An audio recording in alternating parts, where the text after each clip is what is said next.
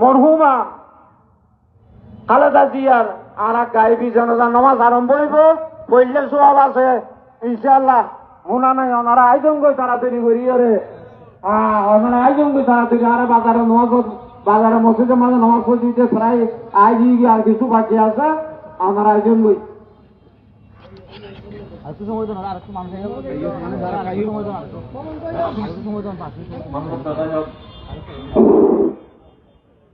সম্মানিত মুসল্লিয়ানে কেরাম, ওনারা যারা বেগম খালেদা জিয়ার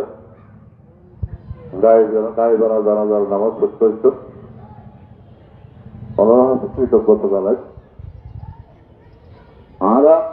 আসলে আরো তলবটু গায়েবানা জানাজা পড়ানোর নির্দেশ নাই, এবং আর নেতা তারেক সাহেব গায়েবানা জানাজা পরিবার লাই আর ভূমিকার ন হোক, কিন্তু আরা এলাকার মানুষজনের আবেগর কথা চিন্তা করি এলাকার মানুষজন বারবার ফসল থেকে ওনারা নামাজ জানাজা পরিবার কিনা এলাকার জনগণের সাধারণ জনগণের আবেগেরও মূল্যায়ন করতে যাই ওরা আরা এই গায়েবানা জানাজার আয়োজন করতে যাই ওরা আরা মুফতি সাহেব কি করছি আলোচনা করছি, কথাবার্তা হই, চঞ্চল করছি।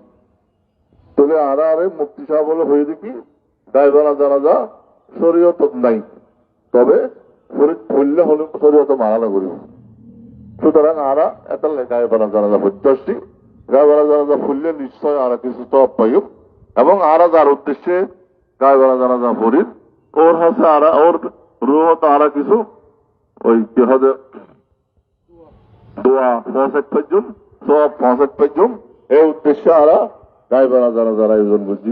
সমস্ত ভালো কাজগুলো আল্লাহ রাব্বুল আলামিন কিয়ামতের ময়দানে নাজাতের জরিয়া করে নিক, সকলে বলি আমিন। আমরা এখন জানাজা নামাজ আরম্ভ করব ইনশাআল্লাহ। ফাইদা জাআ আজলুহুম লা ইস্তাখিরুনা সাআতু ওয়া লা ইস্তাকদিমুন। মৃত্যু যখন আসবে 1 সেকেন্ড আগেও নেবে না, 1 সেকেন্ড পরেও নেবে না, যথা সময়ই মৃত্যুবরণ করতে হবে। আমাদের সকলকে চলে যেতে হবে। এই জন্য আল্লাহ রাব্বুল আলামিনের কালামুল্লাহ এবং হুজুর সাল্লাল্লাহু আলাইহি ওয়াসাল্লামের হাদিস